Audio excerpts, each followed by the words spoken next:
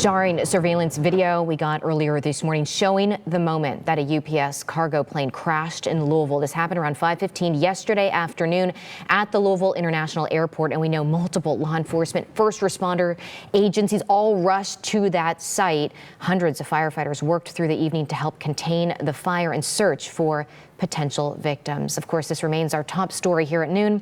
I'm Kristen Scovira, and at least 9 people are now dead following this deadly crash.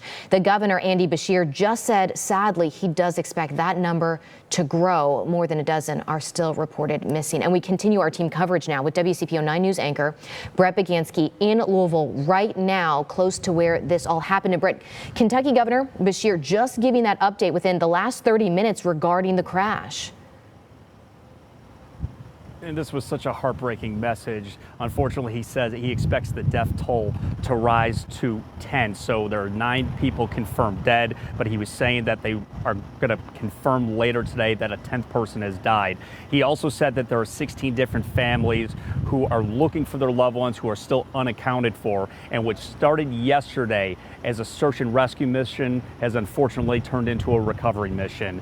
So let's go back. We're going to show you the crash of that UPS cargo plane that took off and crashed shortly after takeoff and then exploded. This was around 5:15 yesterday. This is a UPS cargo plane, and you're seeing this new video that shows the crash and explosion, just how big it is. And so out of the 9 people who were confirmed dead, there were 3 on the plane going to Hawaii. And this plane hit 2 businesses, including a petroleum recycling plant and an auto parts store.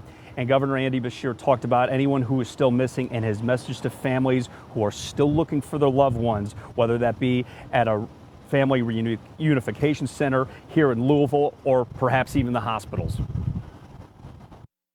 As of last night, there had been 16 different families there. I think the mayor's providing an update where that number may now have shrank. At least information I'm getting is those families may not line up with the hospital patients, which means we've got to continue to search that site, hope and pray for the best, but know there may be more loss of life that we're going to learn about today.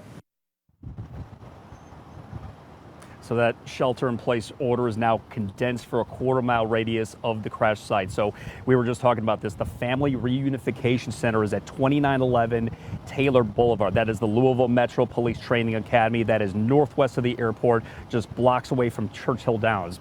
And Governor Beshear certainly talked about how this plane crash could have been a lot worse.